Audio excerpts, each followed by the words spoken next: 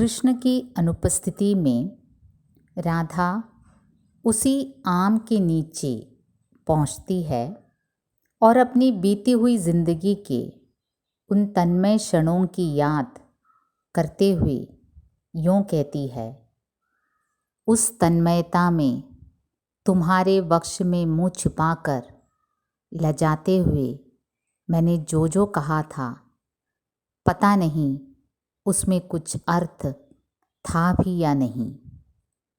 उस तन्मयता में तुम्हारे वक्ष में मुँह छिपाकर लजाते हुए मैंने जो जो कहा था, पता नहीं उसमें कुछ अर्थ था भी या नहीं।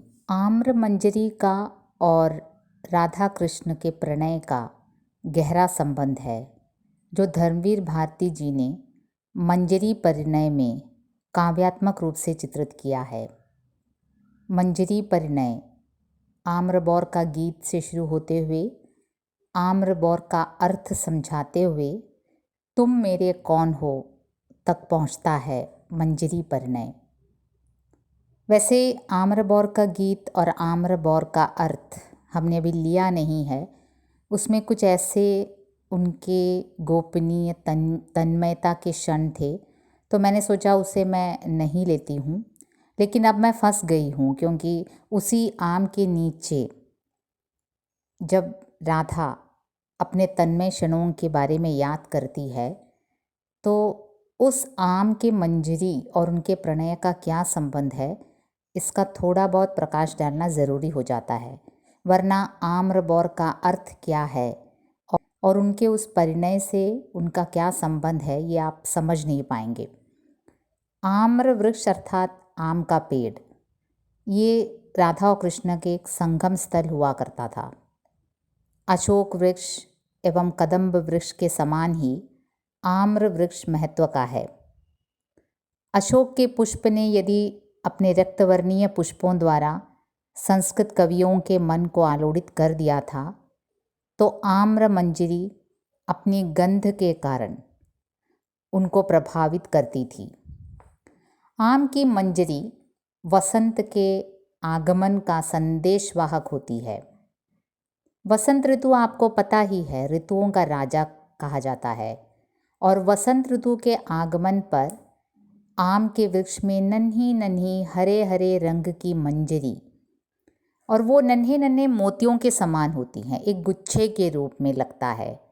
और यही हरे मोती के दानों जैसे कलियां हल्के पीले श्वेत हरी आभा वाले फूलों में बदल जाती हैं।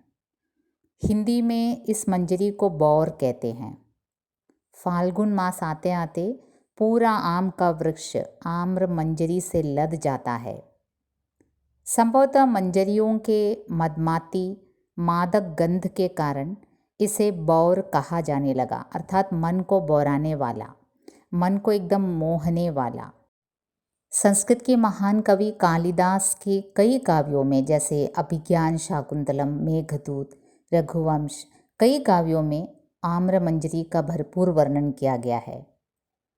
हमारी भारतीय लोक कल्पना में आम्र मांगल्य के साथ साफल्य के प्रतीक के रूप में ग्रहित है। आम्र पल्लवों के बंधनवारों से सजे बिना मंडप की शोभा अपूर्ण मानी जाती है। आम्र पल्लवों से आच्छादित हुए बिना मंगल कलशवारी असुरक्षित है। आम्र मंजरियों के बिना कामदेव के पंचशर प्रभावहीन है, और इन रसाल द्रुमों के वर्णन के बिना वसंत का वर्णन भी अधूरा है। वसंत के आते ही नव जीवन का संचार प्रत्येक जीव एवं वनस्पति में फूट पड़ता है। वसंत ऋतु को इसीलिए मदनोत्सव का आगमन, सौंदर्य तथा यौवन क्रियाओं के देवता कामदेव से संबंधित माना जाता है। पौराणिक कथाओं के अनुसार इसी दिन कामदेव ने पंचशर अर्थात शब्द स्पर्श रूप रस गंध द्वारा संसार में अभिसार को उत्पन्न किया था।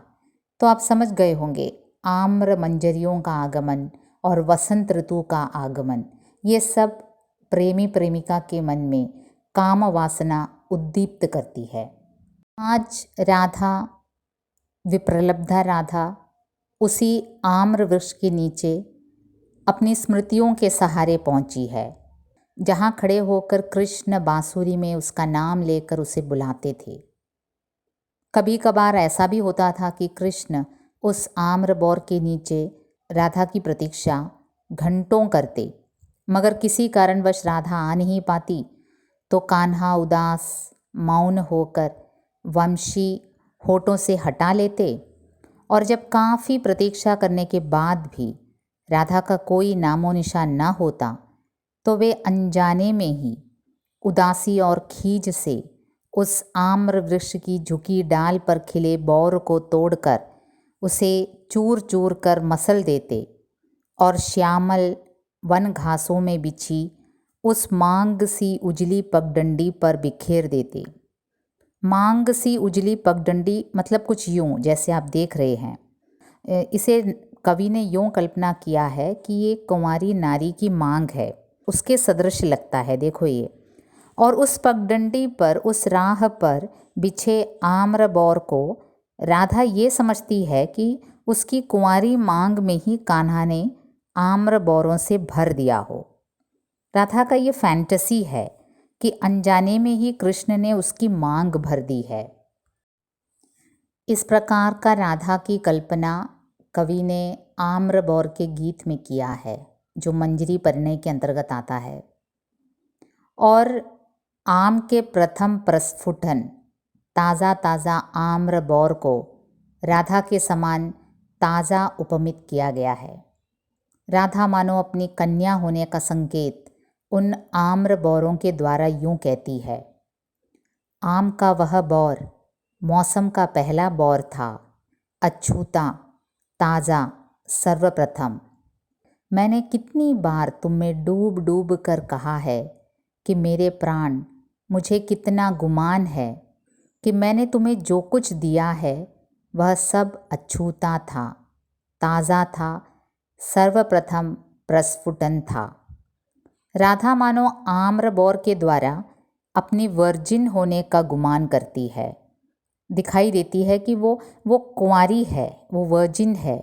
जिस प्रकार आम्र का बौर है वो मौसम का पहला बौर है, अछूता है, ताज़ा है, उसी प्रकार यहाँ कवि कल्पना करते हैं। मंजरी परिणय में आम्र बौर का अर्थ यही द्वयार्थ निकलता है कि वो एकदम फ्रेश है, उसका पहला प्यार है, राधा का पहला प्यार है कान्हा।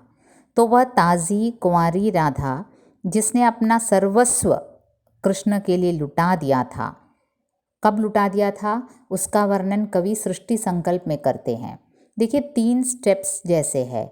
एक तो पूर्व राग में राधा किशोरावस्था में है, टीनेज है, और मंजरी परिणय में उसका फैंटेसी एक और लेवल आगे बढ़ जाता है। उसका मिलन होता है कृष्ण से कई बार, आम के वृक्ष के नीचे, कदम्ब के वृक्ष के नीचे, अशोक वृक्ष के नीचे, और वो संकल्प करती है, वो कामना करती है तीव्र रूप से, और इमेजिन करती है कि उसका मांग कान्हा ने भरा हो। और सृष्टि संकल्प तक आते आते वो एक पूर्ण युवती के रूप में अपना सर्वस्व कृष्ण को दान कर देती है, अपना सर्वस्व कृष्ण के लिए लुटा देती है।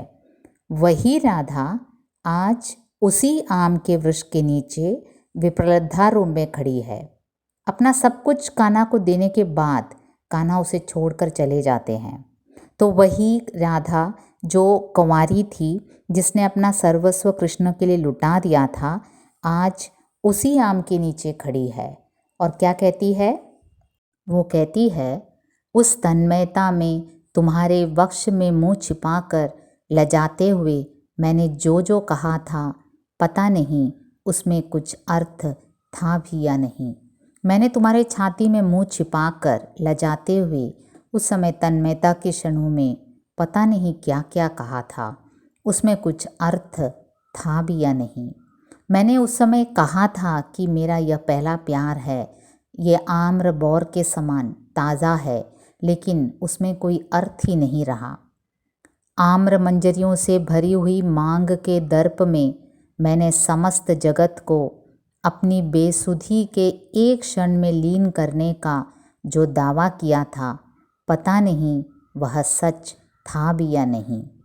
मुझे ऐसे लगा था कि तुम आम्र मंजरियों को मेरी मांग में भर रहे हो, और मैं दर्प से फूल गई थी। मुझ में अहंकार आ गया था।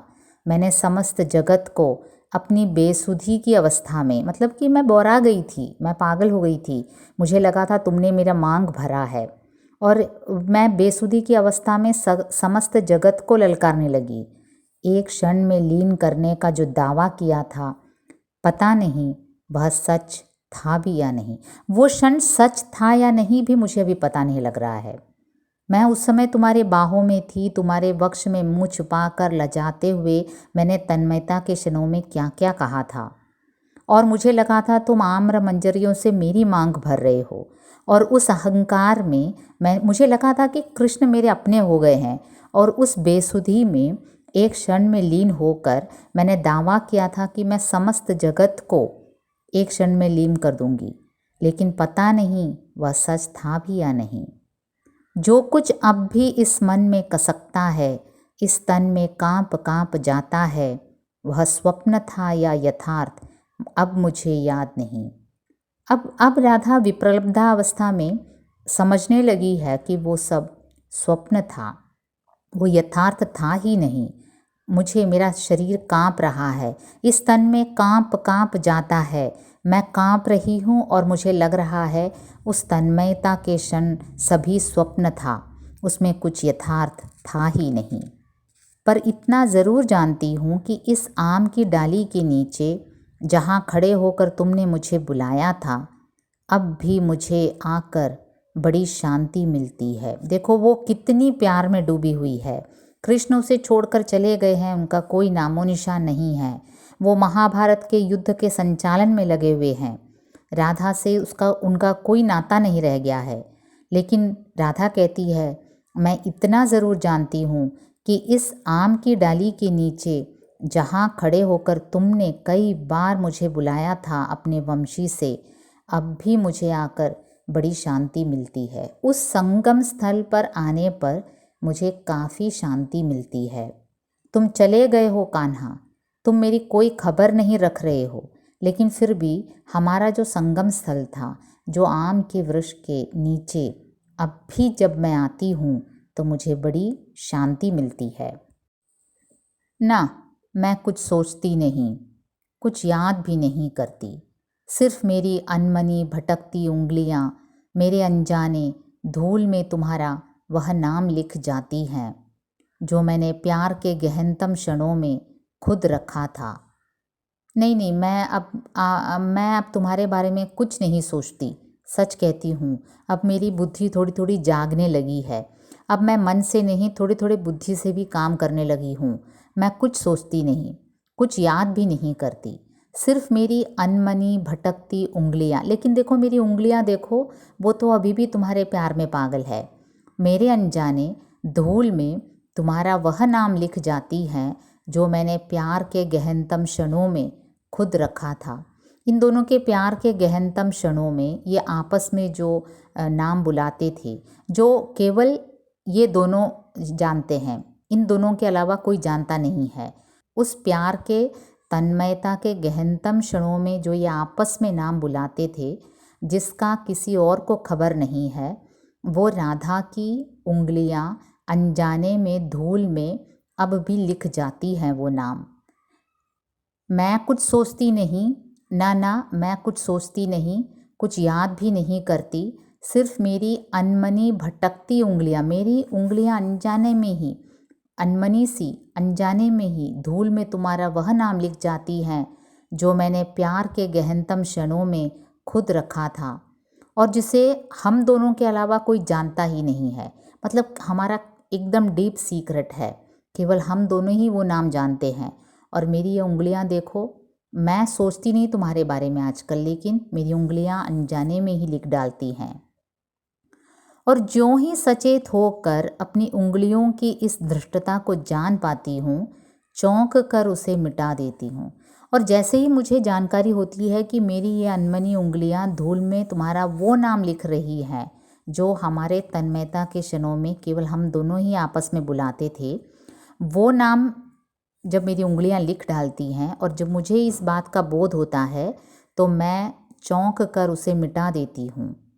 उसे मिटाते दुख क्यों नहीं होता कनु? क्या अब मैं केवल 2 यंत्रों का पुंज मात्र हूँ? और ये राधा पूछ रही है, मैं क्या केवल 2 यंत्रों का पुंज मात्र हूँ? 2 परस्पर विपरीत यंत्र। उनमें से एक बिना अनुमति नाम लिखता है, दूसरा उसे बिना हिचक मिटा देता है। मतलब मैं अब ऐसे एक पुंज बन गई हूँ। पुंज मीन्स एक मशीन, जहाँ 2 काम एक साथ होता है, एक 2 यंत्रों का एक मशीन। मतलब कि एक तो मेरी उंगलियाँ अनजाने में कनु का वो नाम लिखती है, और दूसरा अनजाने में मैं उसे मिटा भी देती हूँ बिना हिचक के। उसे मिटाते दुख क्यों नहीं होता कनु? वो नाम मेरे लिए बहुत गहरा अर्थ रखता था। हमारे प्रेम के तन्मय क्षणों में हम वो आपस में बुलाते थे। लेकिन अब देखो, मुझे दुख भी नहीं होता, मैं उसे बिना किसी करुणा के उस नाम को मिटा देती हूँ। देखो कनु, मैं केवल 2 यंत्रों का एक पुंज मात्र बनकर रह गई हूँ। 2 परस्पर विपरीत यंत्र। एक तुम्हें तुम्हारा नाम याद रखना चाहता है, एक तुम्हें भुलाना चाहता है।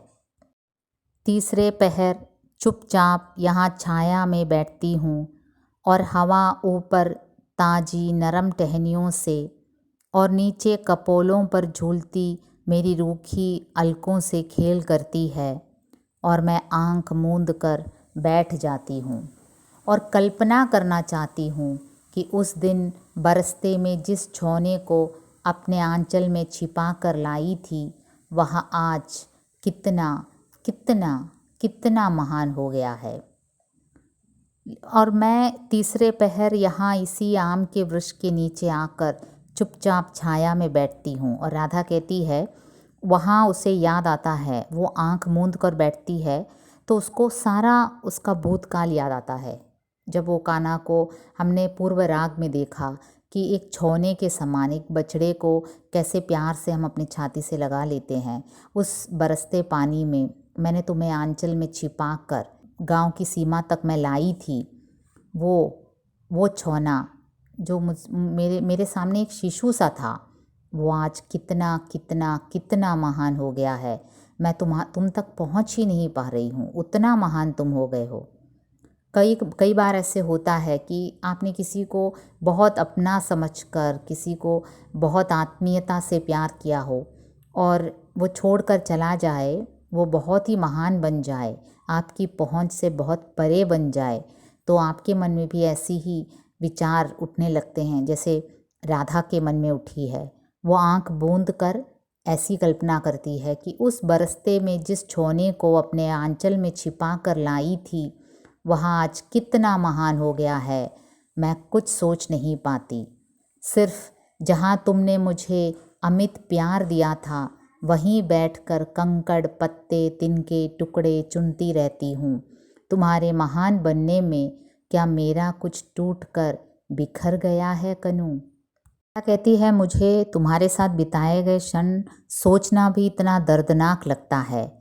तुमने मुझे इतना अमित प्यार दिया, मैं यही आम के वृक्ष के नीचे बैठकर कंकड़ पत्ते तिनके टुकड़े चुनती रहती, जैसे कोई पागल चुनता है ना, कभी कंकड़ चुन लेता है, कभी पत्ते कभी तिनके, मतलब उसका मन वहाँ है ही नहीं, वो यूं ही एकदम यांत्रिक रूप से कुछ कुछ करता रहता है। वैसे ही ये पागलों जैसे बैठे कंकड़ चुनती है, पत्ते चुनती है, तिनके चुनती है, और तुम्हारे महान बनने में क्या मेरा कुछ टूट कर बिखर गया है कनु?